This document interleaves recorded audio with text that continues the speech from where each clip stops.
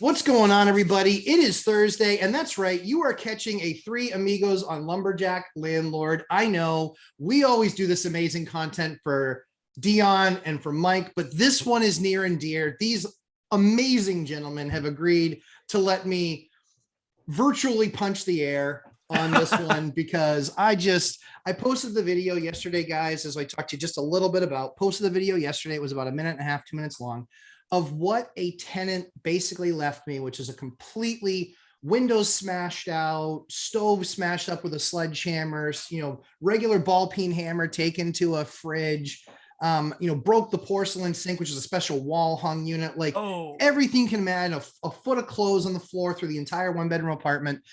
And the funny thing is like the sheriff, when we're there, he's kind of like, you can't really handling this kind of well. And I was like, it is what it is. Like, yeah. If it were my first unit, I'd be mental. Yeah, I would, but it's my 70th, Yeah. And so it was kind of like, hey, just kind of is what it is. But what I wanted to get your guys' reaction is, because we've all had those horrible units or where we got something back from a tenant where it was disappointing, and to varying degrees. This one was hugely disappointing. But what I wanted to do was just read one of the responders' notes on the video, because I'd love just to get your guys' feedback on this, because sure. I think that there is a line that needs to be walked with caution and speed, caution versus speed.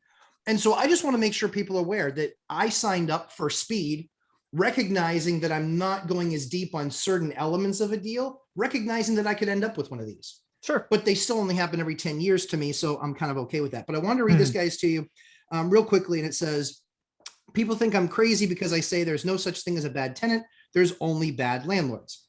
23 years in the business, seen worse mess and more damage. Always put the blame on myself because I handed over the keys. For those landlords who want to blame the tenant, remember, you're never going to change who they are as a person. They were that way before you two costs pass, and they will continue to be the same way long after you forget their name. This game we choose to play for long-term gains. Never let the inconvenience of hiring a dumpster and clean out bother you, because it's just part of the game. But never forget when screening who you're handing the keys over to. 2020 will prove to be better than 2008 for many landlords. And so that was kind of an interesting response. But what I did want to ask him was, okay, this was an inherited tenant to me. Mm-hmm. This wasn't a tenant that I did background check on and did that sort of work on. And I said, so, I basically asked him, I said, what I'd like to understand is, you're saying this for a tenant as if it was something that I had qualified or something that I had gotten. I don't really think that's what he was saying. Have you ever seen the book Extreme Ownership? I have not. Well, you need to get your ass that book. Okay, I'll get that book. No, seriously, it's right here. I will. Extreme Ownership, U.S. Navy SEALs. Basically, everything's your fault. Oh, I got you. Own everything, right? Gotcha. And I like this book so much that I went to an event and actually had the author sign it, which is like one of my treasures from the last couple of years. Very cool. Jocko! Shout out, Jocko. Awesome. Jocko's awesome. Okay, I know the book now. Yes. Yeah, so you got to get that. And that's basically what he's saying. Yeah. I want to share another experience I have that's very similar. I actually call it the hammer story. I've shared it 2 or 3 times over the last 4 years. But so mine wasn't an inherited tenant, but it was an illegal sublet. So I have an apartment building. We do everything right, lease it to a tenant. And it was like, I want to call it 9 months later, somebody else shows up to pay the rent. Okay. My team's like, hey, who are you? What unit? You're not on the lease. What's going on? So my team does the right thing. It doesn't accept the rent because they're not on the lease. They're on the lease, sure. So we go, so that, because they're going to pay at the desk. And then the next day, my property manager goes out to the unit going, hey, what's going on? Right? Are you a roommate? Do we need to add you to? At this point, we're still expecting a good outcome. It's like, it's just a roommate situation. We're going to go check the lease. And oh, by the way, we'll add them to the lease and then we'll take the payment, right? Because we still want to get paid. Right. So it turns out we go there and we find out that he is the only person staying there. And the person that we had leased to is gone. We don't know where they went. It's a sublease. So we're still thinking, okay, but now we got to do a full reference check, credit check, all of those things. So, we do that. And lo and behold, the only thing he tells us that's accurate on this statement is his name. The employment record is wrong. This is wrong. This is wrong. So now we're like, nope, the next day after we do this, we go back and say, hey, and so far we haven't accepted rent. So Sure. we haven't done any of that, but we go back and say, sorry, you're declined. And here's a notice to vacate, right? Because we're not going to accept the money. You're gone. You're not approved. So lo and behold, this individual doesn't like that. Little known to ourselves, they send out a note on social media, inviting their friends to bring hammers. Hence, I call it the hammer party. And again, this is an apartment building, right, with units, all around. And lo and behold, by the time midnight or 1 a.m. rolls around, police have been called, party's been broken up, and he's off to jail now because apparently he's an idiot and he had a warrant or some stupid thing. And then lo and behold, we get in the property the next day and there's literally ball peen hammer holes, all the drywall, everything's broke, all of those things. So, to your guys' point, there's nothing I could do there. We did everything right. But still, what did we do? We fixed the unit, we re-rented it, and we hit that son of a gun and the original leasee for the full judgment. And we just moved on, right? I wish I had video of that. I know you did a 2-minute video. Yes. I wish I could show you a video of all the hammer. There must have been freaking 10,000 like little individual hammer holes, right? Where the head of the hammer goes through the drywalls. Yeah. It was it was like it's like the unit had chicken pox or something. It was the wildest thing to see. So yeah, extreme ownership, my error, to your commenter's point. Yeah. Bad people are going to do bad things and they occasionally get you. And I wish that was a $5,000 repair. I think just for that little 700 square feet was like 12 grand because drywall is expensive. Yeah. Yeah. So thankfully my tenant doesn't have that many friends. Funny. There weren't that many hammer. I mean, it was enough damage, but there weren't that many. But I think the other thing too is, so Dion, have you ever been through anything like this? Because you're usually more family oriented type of rental. I mean, so I'm really glad you invited us on here today to talk about this, because when I saw your video come out yesterday, I was thinking about doing a reacting to video on your video. Absolutely. Where I basically called you a puss. With 70-ish units, how could you not be ready for this to happen? Totally ready. Yeah. So it's not that the problem was the landlords. It's the expectation of it ever happening should be the landlord. I was like, where's he going with this? Yeah. And Mike's favorite term is, I think you're very lucky, like you said earlier, that this wasn't your first tenant. Yeah. So my worst tenant was my first tenant. Yeah. Most of my rentals, I have inherited tenants. This is my preferred method, is to buy already occupied properties because I'm super lazy. I don't want to have to do a rehab. The binder method fixes rent levels. But when I moved into an apartment and rented out my house, I was testing the waters. Didn't think I was a landlord yet. Didn't have a lease. Leased to a friend with a handshake who was a single parent. So I understood when the rent was late, that I've been there too. And then the rent was never. And I finally went to the house to talk to him. Someone else lived there. He had moved out, was renting the house to someone else, had started projects. There was half a wall in the loft. Some rooms were partially painted, holes in walls, not 10,000 of them. But it was several $1,000s to make that place livable for the person who was there, who then paid $700 in rent out of the next 3 months total. So it was such a bad thing to start that I tried to quit. I tried to give the house away. I was underwater on the mortgage. So luckily I was stuck with it. Educated myself by looking for things like one rental at a time and bigger pockets. Figured out the problem was me. I wasn't educated. And my brother is financially free through rental properties, and something that he says all the time. Not that I quote him like he's smart if he's watching. But he said he expects the tenant to do the worst thing possible. He thinks he's going to find cement down the drain. He's going to find all the copper wires stolen. And so when he goes in, the amount of work that is less than that he has to do to make it rent ready for the next place is a bonus. So I'm glad you invited me on here today, because when I watched that video yesterday, I was like, "Oh, Matt's mad at the wrong thing." I got to watch this video. I missed that 2-minute video. It's a great video for court. It is. Damage recovery, It right? is. Yeah. Well, I mean, so the big thing is it was more because we share with landlords that are not in their first unit all the way to guys that own a couple hundred. And Yeah. so for me, it was making sure that we're not always the sunshine and roses, shows. where Bad it's things like, happen. hey guys, I just do nothing but make money when I sleep. Now, while that's true, I do some other things too. Yeah, there And are that is bad days. clean up crappy units like this that get left behind for me for every 10 years. But what was really interesting to me was the follow-up comment from the person that put this on the video. He said, I don't do credit checks on tenants. If a person has good credit, I suggest that they purchase a home. My review of existing tenants is check current leases, inspection of the unit, meet with all tenants, interview all tenants over the age of 18, review social media of tenants, and decide whether they are giving a notice, deciding whether or not to give a notice to quit. Last step is me taking responsibility. I would never rely on the decision of a previous leasing agent. So he's making many suppositions there. And again, he's been doing it for 23 years. He has about 30 plus units and he has about 47 total doors.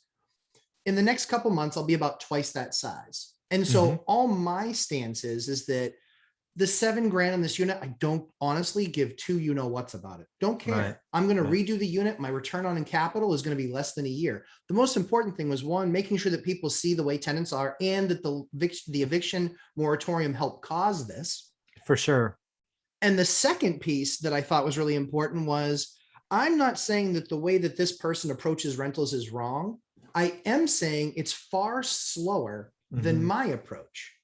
Because there's so many steps here that he takes that quite frankly, you can't legislate out the sun. Right. You can continue to increase the opportunity for you to have a misstep. But if I have one of these every 10 years, which so far I've been doing it for 20 years, this is my second one. I'm okay with those numbers because clearly the system works because you can't legislate out the sun and you're not going to ever have not going to ever be in a position where you have no problems. Yeah. So I think it's just giving people the alternative. And I wanted to get your guys' feedback on that is these are the other alternatives that he states help keep him out of that situation. Because at the end of the day, yeah, I inherited him as a tenant. I was fine with them approving him as they did. He was 9 months in anyway. He had decent credit. But at the same time, too, after 9 months, he lost his noodles and, basically stopped paying rent. And then we served him. And then the eviction moratorium made things a little bit more difficult because I couldn't really change a lot of that. But again, it's too bad, so sad. Don't cry over spilled milk is what it is. Don't really care. The issue it's really going to basically bring to the forefront is that this is one of those affordable units that he had. And that is now no longer going to be an affordable unit because I'm going to go in there. I'm going to spend $7,000, make it super nice. And the rent's going to go up $500 a month. So Mike, that's a lot of yeses and ahas. What say you? So I think there's a couple of things that I want to appreciate in this. And first and foremost, actually, there was one comment in the original thing that I didn't hit on, and I agree with, and I brought it up. 08 was much harder on landlords than 2020. And that's because it was still amazing, right? I was saying no to people and they were getting yes answers to buy, right? It was Looney Tunes, literally. Yeah, 2020 is not all that bad, especially when you add in the rent that you will eventually make up. I got my first $9,000 check from the whatever it's called. So it's coming out way too slowly, but it's coming out, right? So it'll be okay. But I do think the eviction moratorium has exacerbated this problem because what normally would take in most states weeks, in California months, now could be a year. That's a problem. Second, we are now creating a certain percentage of tenants that think rent should always be zero. It's happening. I hear it. I see it. Sure. And that's not going to end well for them. Eventually, who knows when, but eventually rent's going to be due for everyone. But I think there's a certain set of folks, and I think it's a growing population that think life should be free and, and they should be able to live wherever they want and don't pay rent. I think we're doing disservice, but at the end of the day, I want to buy deals for the future. I don't, to your point, right? Man, I would not want to look at my tenant's social media. I don't want to look at my social media, let alone No. theirs. Of course. I don't really care. Right? I'm not even sure that's legal. Well, not only that, but interviewing each tenant over the age of 18, like interviewing them. No. Like, what are you, nuts? Sorry. Yeah. But yeah, that's because just, again, I want to go back to fair housing. Fair housing Yes. is a national thing. Yes. If you look at someone's social media and you make a call based on social media, I'm not a lawyer, but I'm going to tell you that's probably not legal. I would not be admitting that. So my tenant box is very standard: income, credit ratings, references, those things. Man, you add social media to that, you're probably breaking the law. So but even the interviewing thing, like, yeah, no thanks. Because maybe, single family home, right? Mom, dad, an 18-year-old and a 19-year-old kid living in the house, and you're going to sit down with them and interview them. Like, okay, that's your model. I'm glad that you're happy with it. But to me, there's a lot of inefficiency in that model, especially when when you're legislating out the sun. Why bother? Like, and again, he's actually said, I've walked away from deals because of that. Okay. Well, hey, at least he admits it. And here's the thing. I love that he's consistent with that criteria. For sure. He's walking away with a deal. And hey, good news. I'll take that deal and I will show another spreadsheet in 10 years where I just got another $195,000 for free from a bank. Yeah, exactly. That's what I will do with that video. So Dion, I know you're chomping at the bit. Hit me. I'm a big old puss, big old whiny pants. You can call the wambulance. Big old baby. Yeah, you can call the wambulance on me. So at least two things. First, the person who keeps leaving the comments or the follow-up comment, based on yesterday's video, I agree with almost everything they said. That video had an image of you basically flipping off the camera. Yes. And then it was a really short video with no commentary on the things you're saying today. Right. I have over 70 units. I've had these things happen before. This is what I'm going to do. Here's my response. I'm not angry. It's happening. That video looked like, let me throw a fit. Yeah. And so I kind of agree with everything except for and I don't want to call it unintelligent. I'll just say it's something I disagree with. Seeing a high credit score doesn't mean somebody should buy a house. I have tenants with over an 830 credit score who never will own a house or benefit from owning a house because they've never had more than $1,000 in the bank. Right. One problem with the house and they would lose it. But they have really good credit because they're on the Section 8 program, which is not low income housing, it's fixed income housing. And they're really good at keeping their credit high. So looking at a credit score and using that as a disqualifier as a tenant, if it's high, I don't agree. Yeah, don't agree with. Agreed. So I'm glad you did the follow-up video with some thought into your response. Sure. And actually, Dion, I want to ask you, do you look at the social media of your tenants? Don't sue me, bro. Don't sue me, bro. So here's the thing. I teach a class in Washington State for the work source here for people looking for work or changing careers or wanting a better job. And in 2013 in Washington State, there was a Washington State Supreme Court case, so state level, not Congress level, right? Okay. Or federal level, that during an interview, an employer is allowed to put down a piece of paper and say, I need you to write down your Facebook login and password. I'm going to log in as you and read every chat you've ever had. And the state sided with the employer. Really? Social media is not a protected medium. So not giving legal advice, but a landlord is allowed to look at social media, but you are 100% right. If anybody gets even the idea that you made a decision based on, I see kids in the picture and I don't like kids. I see the dog in the background. I don't want the dog. You're a Republican or you're a Democrat or you're a blah, blah, blah. Exactly. The disqualifier has to be, I see their house and the holes in the walls and the punched holes in the doors tell me that tenant doesn't take care of the house. I would use that in my decision-making process. Sure. So there, I didn't have to say yes or no and get sued. Yeah, there you go. Yeah. That's interesting. Yeah. As an employer, absolutely. Yeah. Because the first thing you do is Google someone's name, look at their social media. You can make all kinds of decisions based on there because you are not allowed to ask questions that social media shows you. Okay. So I'm a libertarian and I hate that. I hate it too. Yeah, but here's the thing. So what I love about our game is not only did all three of us get to a different place, but generally speaking, financially free and successful. We all did it different ways. We all did it with our own formulas. We all did it with our own experiences basically creating our model, right? That's Mhm. what you have to do, is you have to use experiences to create your model. I think the one most important piece of advice that I have for anybody that watched that video and then will watch this is, don't cry for me, Argentina. I don't care. It really, truly doesn't matter. I'm going to spend the $7,000. I'm going to get a return on that in 1 year. But if you're a brand new landlord, please be diligent. Please do your due diligence. Please make sure that you're obviously adhering to fair housing and all the rules that you need to there. But please make sure that you've done your due diligence in the best way possible, because that 5 to 7, it's not going to sink me. I didn't even think about it last night as I was doing my paperwork. That might sink you. That might put you in a position where you're like, now we have to lever up on credit cards and get this place fixed. And it's going to take us 2 months because we don't know any of those contractors. Just be word of the wise that it's not all sunshine and rainbows, that there occasionally is something like this that can happen. It's funny that both Dion and I had a horrible experience with our first tenants. Yeah. Yeah. And I've said it many times. If it wasn't for Olivia, I would not be where I am today. She said, keep going. I'm like, really? Are you sure? This kind of sucks. Yeah. Yeah. Well, lucky for me, if it wasn't for being poor, I wouldn't be where I am today. You were so poor, they didn't want it back. Right. Yeah, that's hilarious. I was so broke, they didn't want it back.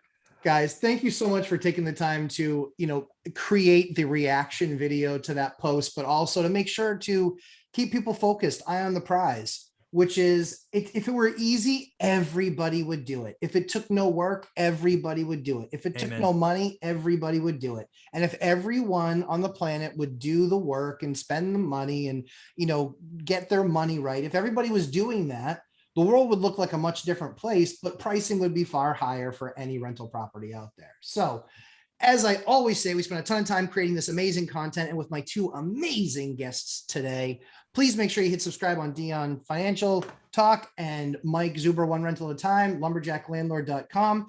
And you will see this video. You'll be watching this video as I speak. Literally.